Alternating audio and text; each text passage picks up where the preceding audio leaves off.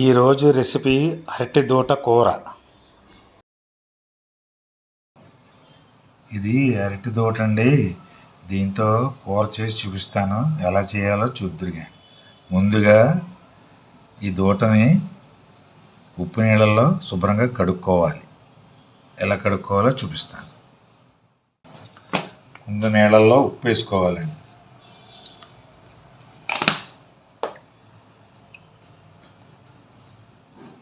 ఇప్పుడు శుభ్రంగా కడగాలి ఉప్పు నీళ్ళల్లో.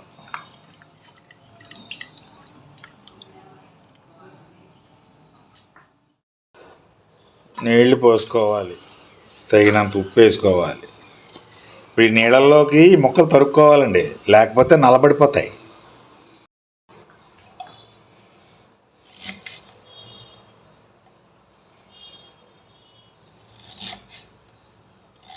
ఇలా తరుక్కుంటూ ఉండాలండి మధ్య మధ్యలో. ఇలాగా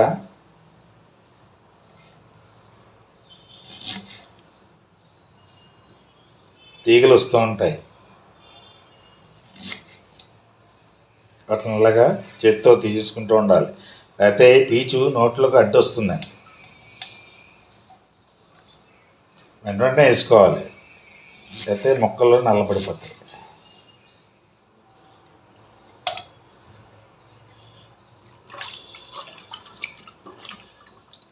చూసారా, ఉప్పులో వేయడం వల్ల తెల్లగా ఉన్నాయి, ముక్కలు నల్లబడవు.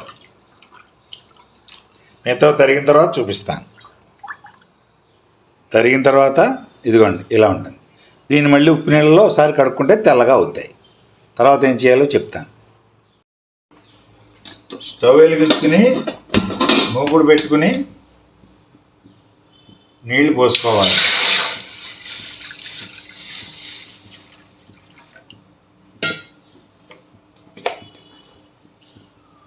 ఉప్పు వేసుకోవాలి,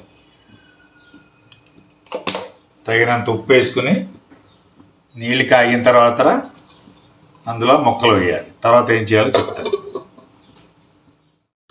నీళ్లు కాగాయి, ముక్కలు వేయాలి. తరిగి పెట్టుకున్న ముక్కలు వేసుకోవాలి.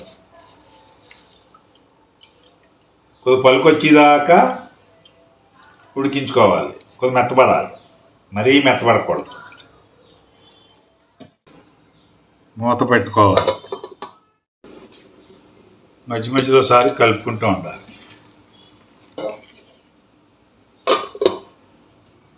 ఈలోపు ఆవాలు వేసి ఆవకుండా రెడీ చేసుకుందాం.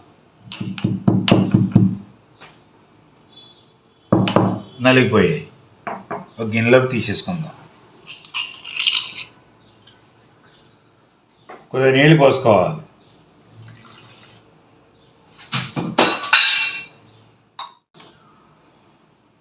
మూత తీసి ఉడికాయ లేదో చూద్దాం.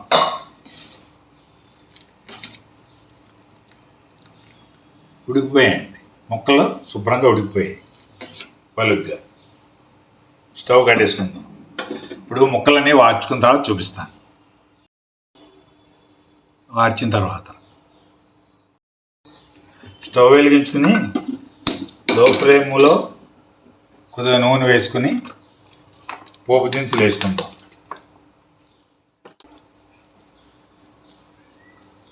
కొద్దిగా కరివేపాకు కూడా నలిపి వేసుకుందాం వాసనకి. కొద్దిగా పచ్చిమిర్చి కూడా వేసుకుందాం. బాగా వేగాలి. కొద్దిగా ఇంగు కూడా వేసుకోవాలి. ఇప్పుడు ముక్కలు వేసుకుందాం.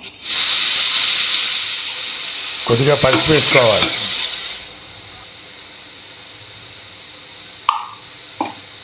తగినంత ఉప్పు వేసుకుందాం.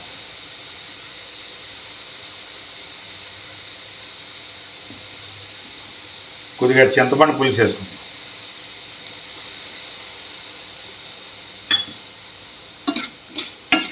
బాగా కలుపుకోవాలి.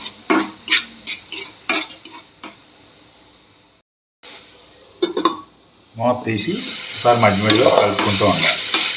ఆల్మోస్ట్ అయిపోయింది అనుకోండి. కొద్దిగా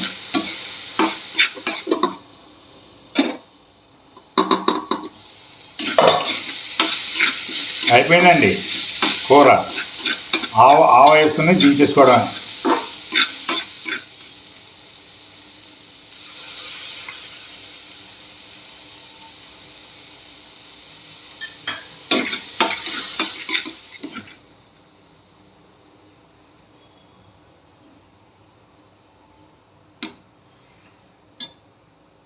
థ్యాంక్ యూ అండి. ఈరోజు రెసిపీ అరటిదోట కూర. నచ్చితే లైక్ చేయండి, షేర్ చేయండి, సబ్స్క్రైబ్ చేసుకోండి, కామెంట్స్ పెట్టండి. Thank you.